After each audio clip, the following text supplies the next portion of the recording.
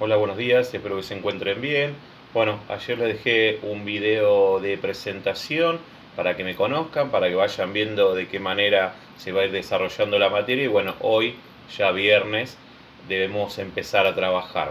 Tengan en cuenta que el tramo de la historia que va a verse en cuarto año tiene que ver con el fin del siglo XIX, mediados del siglo XIX, y posiblemente lleguemos hasta la década del 40 del siglo XX, la primera mitad del siglo XX. Nosotros vamos a arrancar con la industrialización, vamos a ir un poquito más atrás de donde dejó la profesora Pedruesa, vamos a retomar un poquito más atrás en el tiempo, la industrialización, dado que es un hecho importantísimo y que me parece a mí que partiendo de ahí vamos a entender también otros procesos y otros cambios que se han dado a lo largo de toda la historia. En la Europa occidental, la industrialización generó un montón de efectos en el tiempo presente y en el tiempo futuro, ¿no? Entre lo que pasó entre 1830 y 1880 fueron cambios terribles y avances fabulosos para la época, ¿no? Nosotros siempre en mis clases hacemos la comparación entre un celular y una tiza. Piensen que todo el mundo responde que un avance tecnológico es el celular, pero hoy es un avance tecnológico. La tiza en un momento, para un profesor del siglo XVII, el siglo XVIII, no recuerdo cuándo se inventó la tiza habrá sido un iPhone, para que tengan una idea de lo importante en el avance. Ahora bien, Europa estaba mucho más avanzado que otros países. La cuestión de la industrialización, del avance tecnológico, luego se expande hacia Bélgica, Francia, inclusive Alemania. Ahora bien, Europa tiene una superioridad en lo que es la industria desde la Revolución Industrial de 1780. Entonces, también tenían mayores avances en lo tecnológico desde un periodo anterior al siglo XVII. Entonces, técnicamente eran superior al resto del mundo, dado que tenían herramientas e instrumentos producidos por sus mismos habitantes que no tenían en otros países y en otros continentes menos. En relación a la física, tenían la influencia de Newton y con eso muchos avances y un alto grado de complejidad en la artesanía de instrumentos, por ejemplo, de reloj. Un reloj europeo es lo primero que conocimos en una película de un reloj. El famoso reloj de bolsillo, el reloj de pared, ese tipo de tecnología se origina en Europa, justamente por estos avances tecnológicos que tenía. Bien, por ejemplo, Inglaterra tenía un incentivo particular que era eliminar la madera, empezar a trabajar con otros materiales. Ese incentivo, esas ganas de eliminar esa materia prima como una materia muy importante, hizo también que avancen en lo tecnológico y en lo industrial. Ahora, en 1730 Europa llevaba una gran ventaja o con una considerable ventaja en lo industrial con respecto a todo el mundo. Y en 1830 habían tenido perfeccionamientos tecnológicos de mucha importancia. Por ejemplo, la idea de la producción en masa. Ustedes piensen que al principio un artesano hacía una silla que era única e irrepetible. Y esa silla no se la vendía al campesino, porque el campesino no compraba productos de alta calidad o no podía pagarle a un artesano para que haga un producto único. Por eso los artesanos vendían para gente acomodada, gente adinerada. La producción en masa justamente tiene la idea de vender mucho a muchas personas, inclusive porque no un campesinado que lo pueda pagar. Entonces, una de esas cosas principales que tiene que ver con esto es que en Europa aparece, dijimos, la producción en masa de productos que se hacía en el siglo XVIII, por supuesto, ¿no? Se había descubierto una energía suficiente como para poder máquinas con vapor. El vapor aparece como una energía para la industrialización, por ende aparecen las fábricas que utilizan el vapor como energía. En una segunda fase de la industrialización aparece lo que llamó la edad del carbón y del hierro, y el vapor desplaza a el agua y el viento como energía. Ahora bien, luego de 1870 aparece la electricidad y el petróleo y el gas que fueron utilizados como fuente de energía. Petróleo, pensemos en nafta hoy en día, hoy en una nafta, electricidad obviamente utilizamos y gas sin ninguna duda. Dense cuenta que nosotros estamos todavía en parte de esa segunda etapa de la industrialización y seguimos viendo beneficios de esa etapa. Por eso yo siempre digo que tenemos que tener en cuenta cómo los hechos modifican nuestra vida o han modificado nuestra vida. Entonces, esa segunda etapa de la industrialización, donde como energía aparece los derivados del petróleo, la electricidad o el gas inclusive, es una consecuencia que ha llegado hasta el día de hoy a modificar nuestras vidas. Bien, entonces, de esa manera, utilizando el carbón, el petróleo y el gas, electricidad, petróleo y gas, aparece una nueva etapa de la industrialización. Entonces, el uso de la electricidad y del petróleo reemplazan al carbón.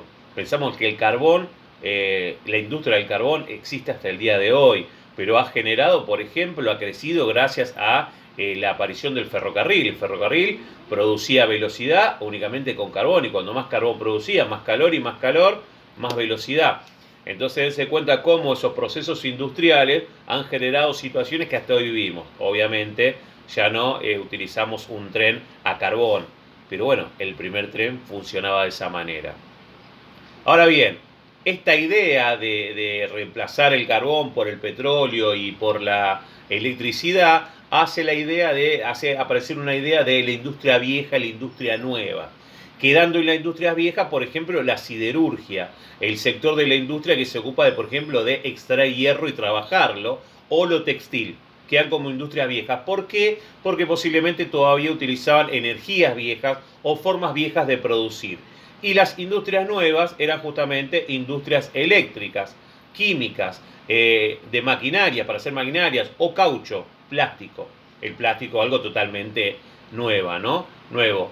Hay que pensar también que en esa época se transforma de la energía mecánica a la energía eléctrica. Una industria movía una máquina porque un peso giraba o una rueda giraba y ese movimiento mecánico generaba otro que generaba energía. Hoy lo que hacemos nosotros es apretar un botón, mandar electricidad y esa electricidad hace que mueva toda la máquina. Bien, entonces aparecen las máquinas eléctricas mediante la implementación de turbinas hidráulicas movidas por agua. Entonces se mejora la electricidad de las ciudades, los motores, la comunicación, el teléfono y el telégrafo aparecen en esta época por primera vez. Pero aparecen ¿por qué? Porque la comunicación va por un cable eléctrico.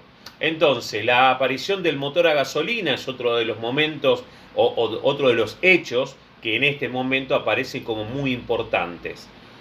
Esto data de generar un derivado del petróleo, que es la gasolina, que nosotros no la utilizamos, es otro tipo de combustible, teóricamente más parecido al gasoil, ¿no? Porque tiene más aceite, pero bueno, es un tema que no manejo bien. Ahora bien, este tema de producir gasolina data de 1885. ¿Ok? Después empiezan a aparecer los primeros vehículos. ¿Por qué? Porque empresas como Ford, Renault, Benz, que no era Mercedes-Benz todavía, se forma Mercedes-Benz o se transforma Benz en Mercedes-Benz cuando surge el primer auto y que se lo nombra Mercedes en honor del hijo de Don Benz, del dueño de la fábrica. Después el primer auto se llama Mercedes-Benz, como la hija de este hombre, y también la empresa pasa a ser Mercedes-Benz. Entonces, a fines del siglo XIX aparecen los primeros autos, sin ninguna duda para una élite, no para el pueblo todavía, o las clases medias o bajas, porque bueno, para fines del siglo XIX todavía clases medias no existían. Ahora bien, otro hecho muy importante que tiene que ver con este momento histórico es el desarrollo de la industria química, dado que un montón de industrias necesitaron del ámbito químico, por ejemplo, abonos. Los países que producían comida, dado que la sembraban y la cosechaban, requerían de abono y no alcanzaba únicamente con el abono natural que conseguían, dado que cada vez vendían más o producían más, requerían más cantidad de abono y abono natural no alcanzaba. Por ende había que mezclarlo o utilizar abonos químicos. Como también así la industria textil empieza a utilizar colorantes y esos colorantes son productos químicos. como también así para la minería los explosivos. Entonces, ¿qué tenemos? Que pensar que la industria química creció por el hecho que otras industrias de su alrededor requerían de su ciencia, de su conocimiento. La industria metalúrgica, por ejemplo, implementa el proceso de electrólisis, que es un proceso en donde la energía eléctrica cambia a energía química. Para el momento un avance fabuloso. Esto permitió que, por ejemplo, el uso del cobre y del aluminio, metales nuevos, mediante la electrólisis se pueden empezar a utilizar. Ahora bien, el hierro, por ejemplo, fue reemplazado por un acero más liviano y más duradero, ¿no? Uno tiene, bueno, capaz con un poco de experiencia en una industria metalúrgica, hierros muy pesados y otros hierros más livianos que, por ejemplo, se pueden doblar. En cambio, un hierro pesado, ante estos nuevos procesos para conseguir un acero más liviano, era un hierro que se le daba forma con calor, pero después ya no podía volver a otra forma si no se le daba calor de nuevo. En cambio, los aceros más livianos se pueden torcer, no digo con la mano porque no soy Sansón, pero sí mediante cierta fuerza y cierta maquinaria.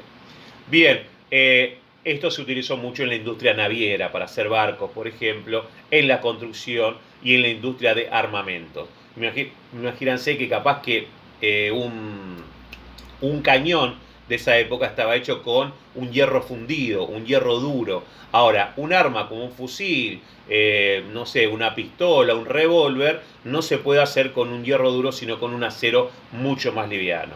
Ahora, lo que termina pasando con todas estas empresas y lugares que se han industrializado es que se genera una concentración de capitales. Gente que tenía posiblemente un buen pasar empieza a generar mucho dinero, mucho capital y por ende lo empieza a acumular. Entonces, esos países que habían generado una muy buena industrialización, lo que logran es acumular dinero, acumular capitales. Las empresas chiquititas se conforman en grandes empresas y los países que tenían muchas grandes empresas industriales, ya sea Alemania, Estados Unidos o Japón, esos países se empiezan a convertir en potencias. Que por ejemplo producían algo ellos y lo producían para todo el mundo a nivel número uno. El que produce más tal cosa es Estados Unidos, el que produce más tal cosa es Japón o Alemania. Por ende, estos países, por ejemplo, como Alemania, Japón y Estados Unidos, empezaron a sacar el liderazgo que tenía Inglaterra a nivel mundial. En lo económico, Inglaterra en lo que es mar avanzaba un montón, tenía grandes comercios en todo el mundo. Bueno, Inglaterra empieza a perder esa posición consolidada que tenía a nivel económico y comercial. Todos estos países empezaron a desarrollar políticas de penetración en la periferia. ¿Qué quiere decir? No se concentraron más en solo vender y comerciar y estar solo en su país, sino que la periferia, hacia los bordes, hacia el exterior de su país, empezaron a generar políticas y procesos expansivos.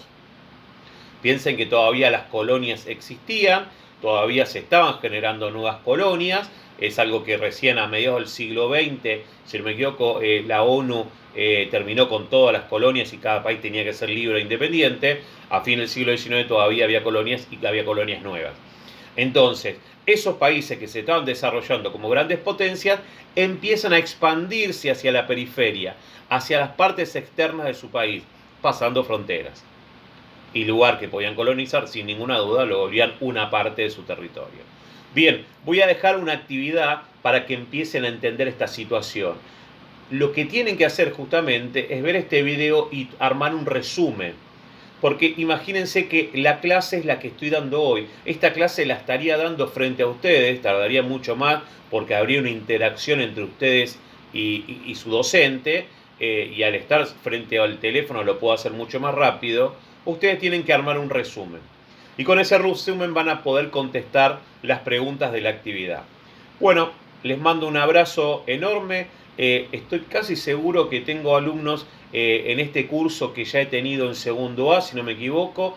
Un alumno me saludó diciendo que bueno tenerlo de vuelta, entonces ahí recordé que tuve a segundo A hace unos años, así que sin ninguna duda muchos de ellos deben estar ahí, así que a todos me alegro muchísimo estar de nuevo con ustedes porque segundo A del 2019 fue excelente. Bien, gente, les mando un abrazo. Nos vemos recién la otra semana, una vez más virtual, y después la tercera semana vamos a la presencialidad. Un abrazo, buena semana.